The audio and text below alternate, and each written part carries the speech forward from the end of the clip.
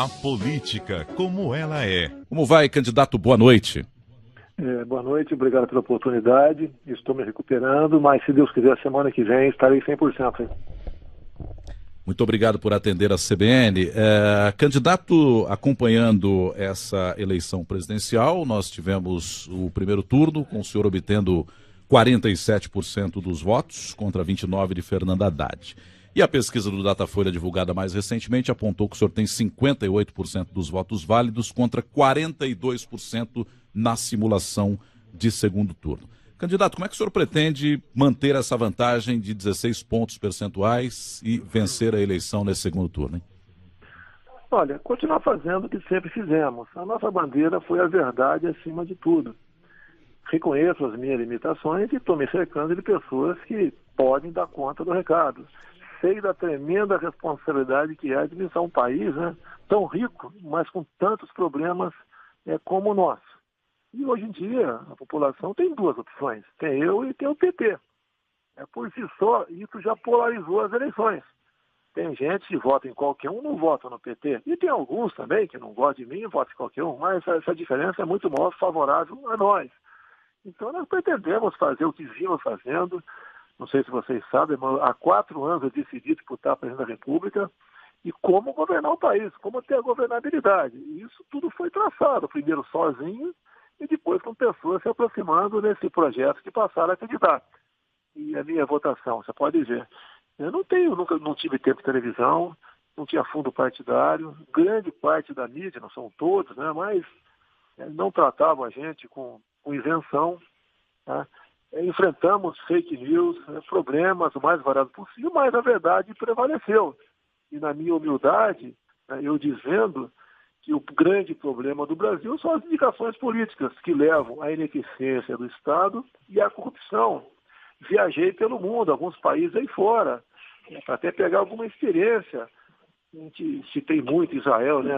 Falava, olha o que eles não têm, o que eles são. Vem para o Brasil, olha o que nós temos e o que nós não somos.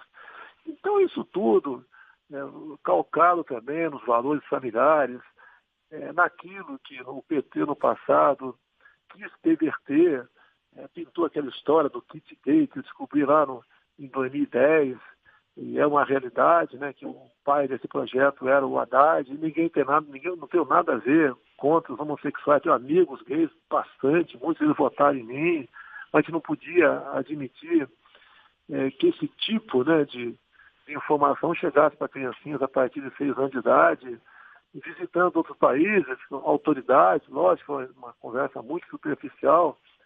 O problema é que o Brasil tem a falta de confiança, eles querem colaborar, até porque nós temos o que eles não têm, né? Eles têm que nós não temos. Nós temos recursos naturais, Entendi. Eles têm tecnologia, então dá para buscar o meio termo, dá para buscar parceria com esses países, entre outras coisas, que levou a confiança junto à população e tive uma votação que ninguém nunca teve, né, por ocasião de primeiro turno. Entendi. Candidato, o senhor falou sobre a sua não presença no tempo de televisão. Seus médicos vetaram a sua presença nos debates, pelo menos até o próximo dia 18, quando o senhor vai fazer uma reavaliação médica, para daí ter uma eventual liberação para comparecer a esses confrontos.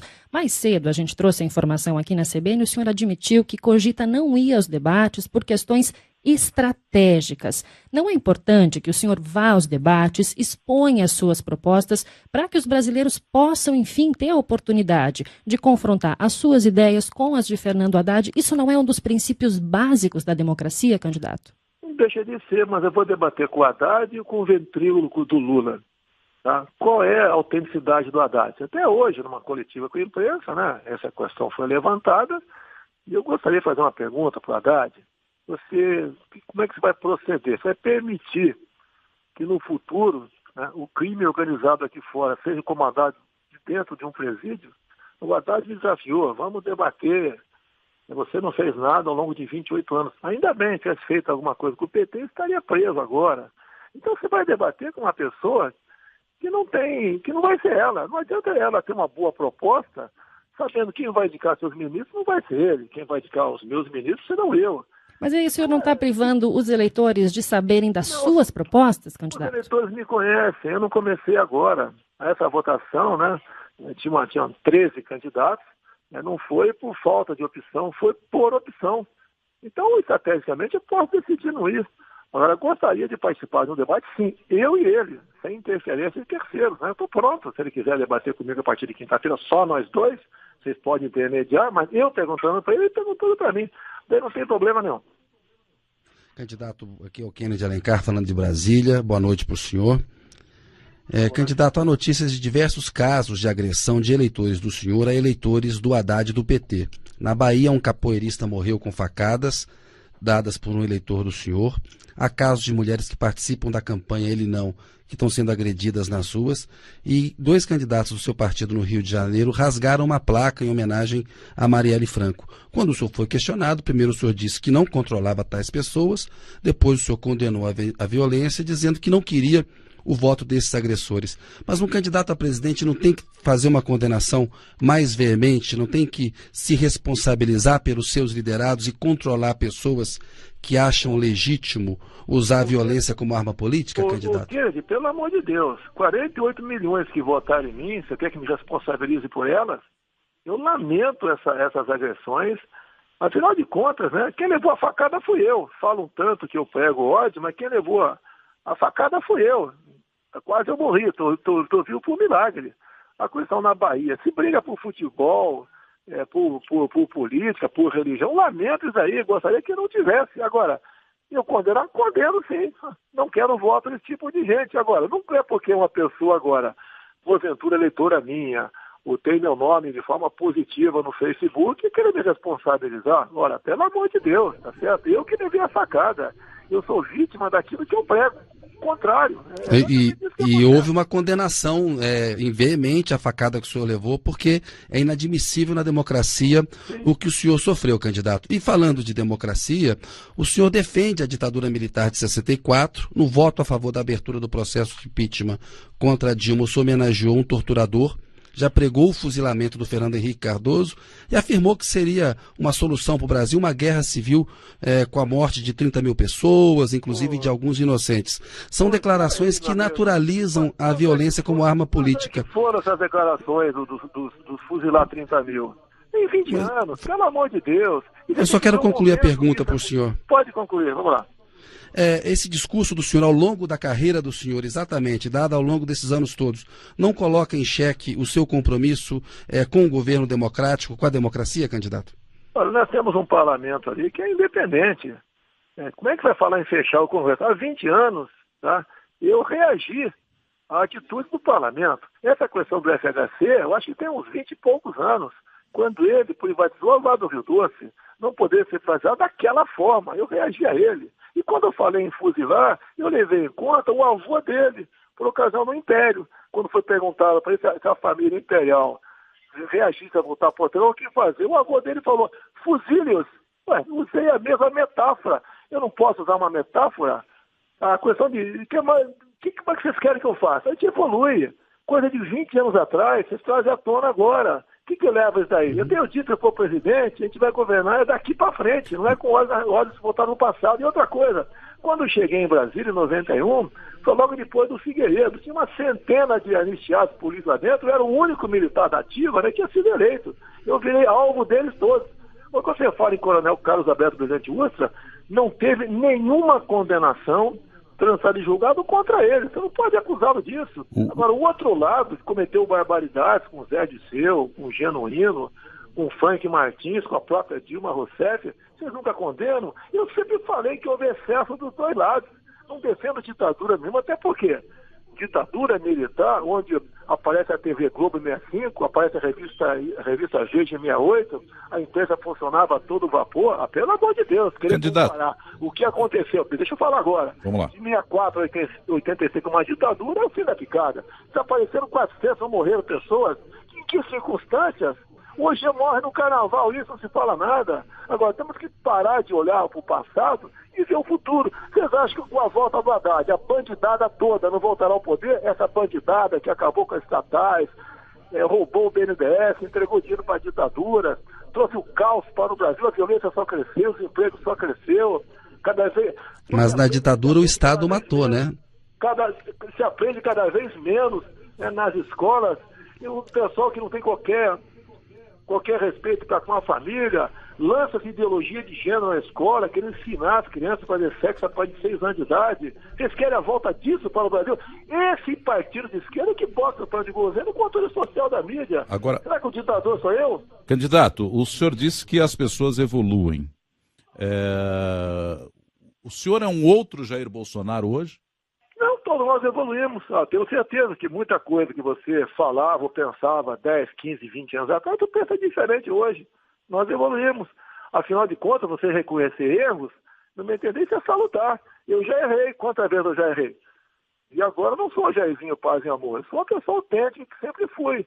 Agora, não tenho muitas vezes o dom de falar bonito, falar de forma meiga. Queria que eu fizesse uma carta ao povo brasileiro, como Lula fez lá atrás, e não cumpriu. Eu sou o que eu sou.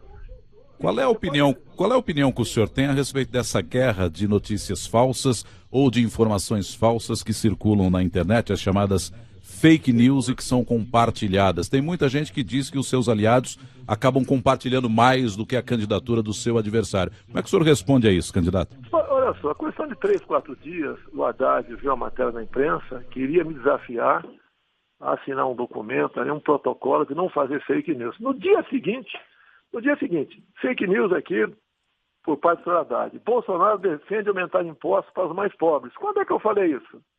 De onde é que veio isso?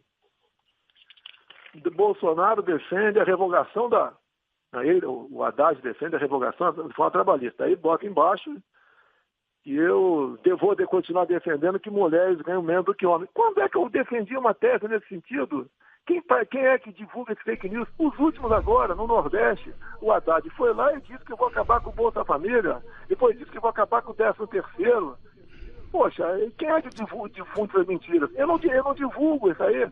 Agora, se tem alguém que vota em mim e repassou, mas não fake news, pelo amor de Deus, né? Espero que isso não aconteça, mas eu não tenho controle.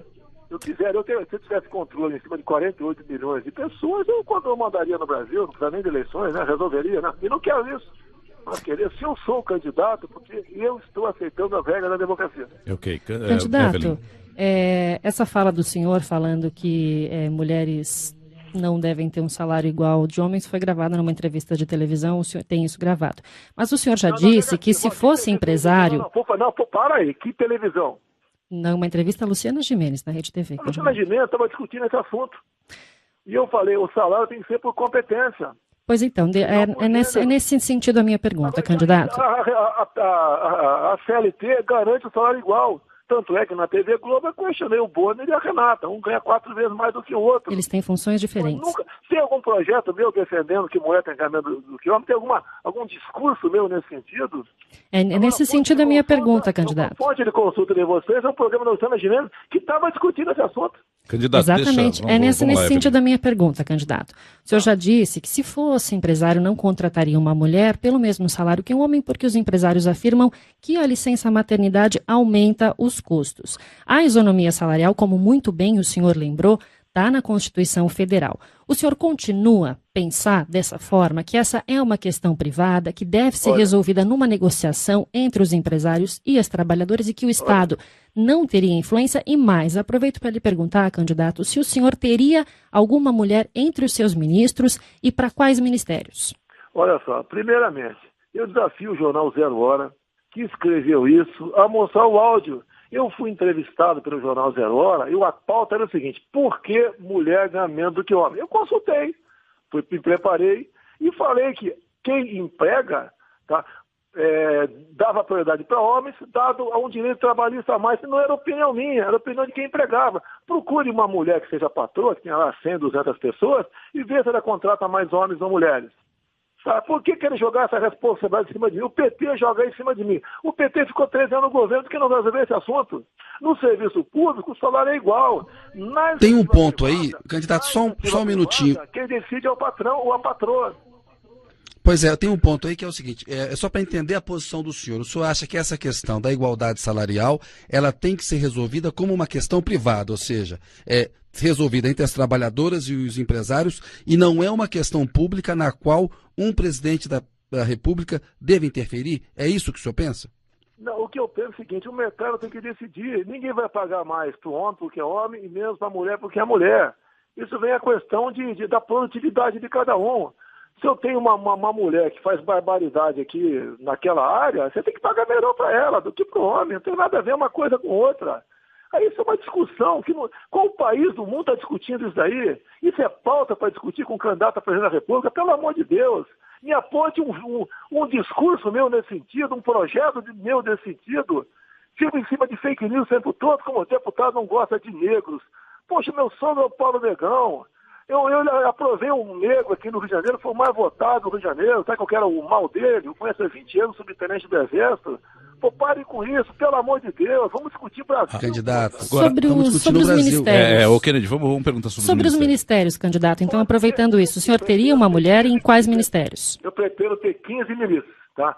Um vai ser homem, que é o da Defesa, que vai ser um oficial general. Se os 14 outros, pode ser tudo mulher, pode ser tudo gay, tá? Pode ser tudo afrodescendente. Eu estou conversando com um colega agora da área de saúde aqui, exatamente discutindo qual o perfil que eu quero para o Ministério da Saúde. Eu quero alguém competente, que seja gestor, que tenha autoridade e tenha iniciativa. É isso que eu estou discutindo. Se vocês quiserem indicar alguém com esse perfil, eu estou pronto para conversar. Quando se eu for presidente, nomeá-lo ou nomeá-la. Não quero saber. O que o povo quer saber não é quem está em tal ministério, se ele é gay, se não é, se ele é negro, se não é, se é homem, se não é mulher. Ele quer que aquele ministro dê conta do recado. O senhor poderia citar uma mulher que seria a ministra do senhor? O senhor já citou o Paulo Guedes para a Fazenda. Tem um nome que o senhor gostaria de ter na equipe? Depois das eleições, eu citei o Paulo Guedes, eu citei o Onyx Lorenzoni, chefe da Casa Civil, e citei também o general Heleno na Defesa. Vamos deixar para depois daí. Agora, quantas mulheres o Lula, a Dilma tinha no seu governo? Me aponte aí.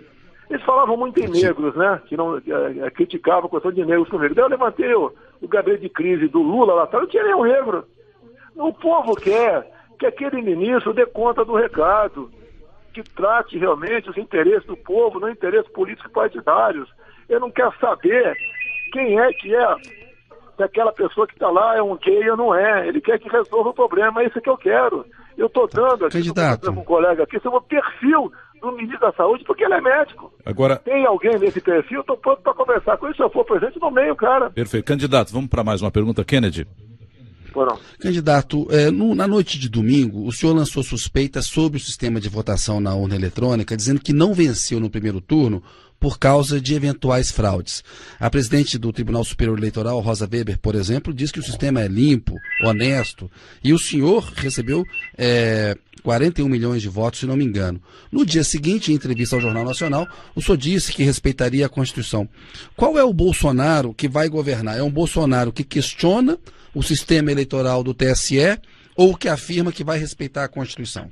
Olha, você podia ir na rua aqui e perguntar para o povo se ele confia no sistema eletrônico de votação. 90% não confia. O problema... Não confia. O senhor foi eleito diversas vezes pelo sistema eletrônico de votação. Nós suspeitamos para presidente.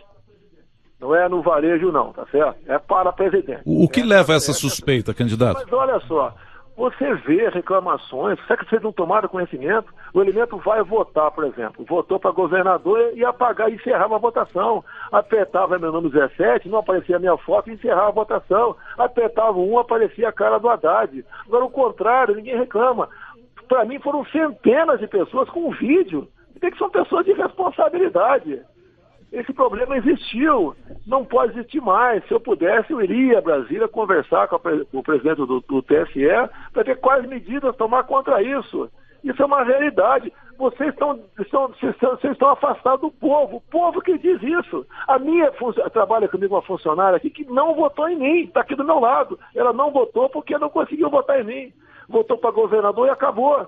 Isso aconteceu. Agora, quando eu aprovei em 2015 uma emenda a um projeto para o voto impresso, lá na frente, o presidente do TSE era o senhor Gilmar Mendes, ele resolveu partir para 5% das urnas ter impressora. Depois chegou o ministro Fux, fui conversar com ele, não tinha como ampliar esse percentual, pedi para ele uma coisa apenas, ministro, que o senhor pulverize essas impressoras pelas seções eleitorais do Brasil. Ele falou, isso já está feito. Agora, logo depois, ao apagar das luzes, né, a questão de um mês e pouco, 2 ali, o Supremo Tribunal Federal derruba o voto impresso. Qual é o argumento da senhora Rosa, da senhora da senhora Raquel Dodge. Rosa Weber. Raquel Dodge. Não é Rosa Weber, não, do Ministério Público. Da Procuradora-Geral, Raquel Dodge. Raquel Dodge. Você vai ver, vocês verão lá o argumento dela, que a impressão do voto compromete a segurança das eleições. Pelo amor de Deus. Se nós tivéssemos, candidato, além do setor elétrico, nós teríamos, tá certo? Como comprovar ou não a lisura das eleições. E quem disse é o povo, meu Deus do céu. Ok. Você ia perguntar do setor elétrico, Kennedy? Isso, de economia. Além do setor elétrico, quais setores aí, quais empresas estatais e setores da economia o senhor não vai privatizar? Olha, conversei com o nosso economista, né, que tem uma equipe muito grande trabalhando com ele. No governo do PT foram criados 50 estatais. A relação está com ele. Se tivesse comigo aqui, eu te falaria. Quase todas têm que ser privatizadas ou extintas, né? É a estatal do Trem-Bala, é a empresa brasileira de notícia, entre outros. Nós temos que ter responsabilidade. Eu sou favorável à privatização, mas com responsabilidade.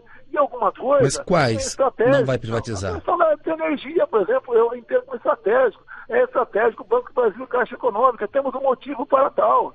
Por exemplo... Petrobras?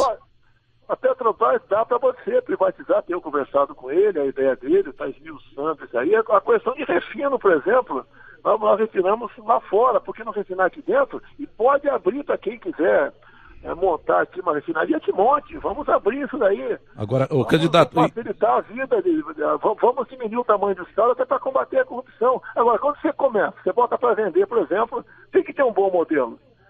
Tá? Porque a China não está comprando no Brasil, está comprando o Brasil. Essa é uma preocupação minha. Foi a preocupação do Trump dos Estados Unidos, vários países, né?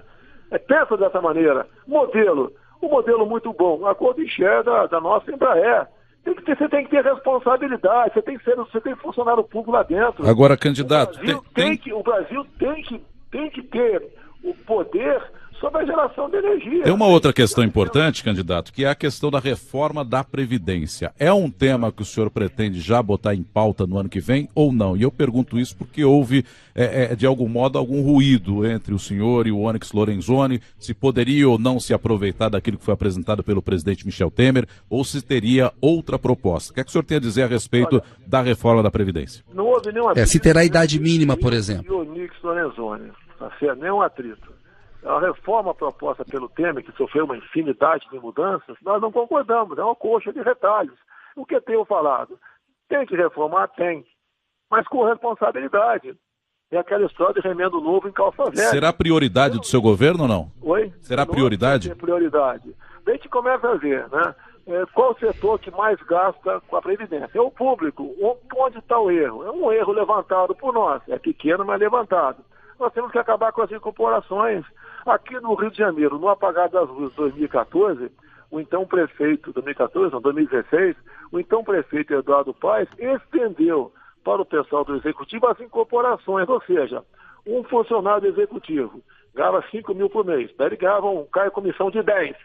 8 anos depois ele incorporava, vai passar para 15, mais 8 anos. Daquele mesmo que era a comissão, vai passar para 25. Vamos acabar com as incorporações. A fábrica de Marajá está aí. Isso é muito visto no Poder Legislativo. O senhor é contra ou a favor da idade mínima, a fixação da idade mínima? Quando o Temer lançou a proposta dele, ele estava no Piauí, com 65 anos. Estava com a Atlas do meu lado. Expectativa de vida do Piauí, 69 anos de idade. Complicou, porque tem gente que quer... Eu estou com 63 e me sinto em plena forma. Mas tem gente, de acordo com a profissão, com essa idade, está velho. Você vai pegar um elemento aí que trabalha em obra, né? Que é auxiliar de pedreiro, por exemplo. Com 60 anos de idade, não aguenta botar um saco nas costas mais. Você tem que pensar nesse cara de forma diferente. Você vê. O que eu tenho falado, quando ele botou 65, inclusive a policial militar, eu fiz uma brincadeira. Ora, o policial militar vai sair na rua com um fuzil ou com uma bengala? E se fala expectativa de vida, eu não sei ao certo, mas aqui no Rio de Janeiro está na casa dos 55 anos de idade. Mais de 100 já foram executados esse ano no Rio de Janeiro. Tem que ser diferente. Então temos que ter essa especificidade aí. Se uma coisa, quando eu falo 65 anos, eu falo, por que não passar esse ano? Se conseguir esse ano, passar, por exemplo, o homem para 61 e a mulher para 55, já é um salto, já é um grande passo. Quem for o presidente o ano que vem, Quem sabe passa 62,57, começa a mexer dessa forma, combate fraude também. Ok. É por aí. Agora, outro grande problema nosso, que é a preocupação do Paulo Guedes, se gasta, segundo ele diz aqui, um plano Marshall por ano de juros em cargo da dívida. Ninguém quebra no canetaço acabar com isso. Mas falei, Paulo, tem que buscar uma solução. Candidato. Nós não podemos, metade do que arrecadamos, pagar de juros. Kennedy, tem uma pergunta que eu acho importante, porque ela é muito fruto de fake news. O senhor faz críticas ao chamado kit gay, mas ele é algo que nunca foi implementado pelo Ministério da Educação. Havia uma encomenda de um estudo para eventualmente preparar professores. A minha pergunta para o senhor é a seguinte: há alunos que sofrem bullying na escola devido à orientação sexual ou até por algum comportamento que soa diferente da maioria dos demais alunos. Como é que o senhor acha que os professores devem tratar esses alunos? Olha só, eu tenho tudo documentado. Eu tenho uma audiência pública em Brasília que tratava do 9º seminário LGBT infantil. São 6 horas, assisti tudo aquilo. Peguei as notas taquigráficas. E ali, por exemplo, tinha um dos debatedores. Nunca existiu esse seminário, né? Peraí, que nunca existiu. Que nunca existiu. Estou falando até publicado no Diário Oficial da União, a composição da comissão, inclusive integrantes da ABGLT, a Associação de Bissexuais, Lésbicas, Gays, etc. Está publicado no Diário Oficial, eu tenho comigo aqui, te dou o número de e a página para você. Como nunca existiu? O Haddad foi quem criou isso tudo. Então, eu tenho comigo aqui, vocês podem pegar no YouTube, filmetes, como por exemplo, Encontrando Bianca, com probabilidade, onde orienta uma criança a namorar com meninos e meninas, porque aumentaria em 50% a chance de ser feliz, até errar o percentual, né? Teria que ser 100%. Tá? É isso que é o tal do kit gay, não foi invenção nenhuma, onde me valeu o rótulo de homofóbico. Inclusive, nesse debate do seminário LGBT infantil, levanta lá um cara, né, que discute a tese dele, porque ele fez pesquisas em escolas. Candidato. Deixa eu terminar. Vamos lá. Deixa eu terminar. Em 11 municípios, o grupo da BGLT fez pesquisa e levantou, inclusive, que existe mais meninos gays que meninas lésbicas. Eu te pergunto, qual foi a metodologia aplicada para saber se o Joãozinho de 6 anos é gay ou a Mariazinha de 7 anos é lésbica? Isso é uma realidade, continua com outro nome. Agora, o candidato, só objetivamente respondendo a pergunta do Kennedy, como o senhor acha que os professores devem tratar esses alunos? Ensino fundamental não tem que tratar. Quem cuida desse assunto é papai e mamãe. Queria achar que uma criança de 6 anos sofre bullying e você tem que estimular o sexo precocemente para todos, isso é um equívoco muito grande. Os pais não querem isso. O pai não quer chegar em casa e encontrar o filho brincando de boneca por influência da escola. Não tenho nada contra gays. Cada um vai ser feliz da maneira que entender, bem entender, ponto final. Levar isso para a escola, não, agora não se discute. Ok. Você não discute. Peraí, por que não discute comigo aqui as notas do PISA, aquele programa internacional de avaliação de estudantes? Estamos ocupando os últimos lugares. A molecada de 15 anos de idade, 70%, não sabe fazer uma regra de 3 simples. Não sabe interpretar um texto com 2 parágrafos. Essa é a educação do PT. Candidato, só para e empurreceu as crianças. Só para a gente fechar, eu tenho 30 segundos. Nesses 30 segundos, candidato, por que o senhor se considera mais preparado para presidir o Brasil do que o seu adversário? Em 30 segundos, por favor. Primeiro, que o meu adversário, né, nós sabemos quem comporá o seu ministério, que será feito pelo Lula. Sabendo o que vai acontecer. Eles já bagunçaram com o Brasil. Mergulharam o Brasil na mais profunda crise ética, moral e econômica. Do meu lado, eu tenho humildade e as boas pessoas que eu tenho como indicar para compor esse time de ministérios sem a participação política, sem o toma lá da cá, para que esses ministros trabalhem para o povo e não para agremiações político-partidárias. Candidato... E a experiência da de São Paulo afundou a prefeitura de São Paulo. Quer falar mais alguma coisa? Candidato Jair Bolsonaro, muito obrigado por atender a Rádio CBN, trazer aqui as suas impressões e suas propostas também, conversando conosco aqui na CBN. Muito obrigado, uma boa noite ao senhor. Boa noite, Brasil acima de tudo, Deus acima de todos.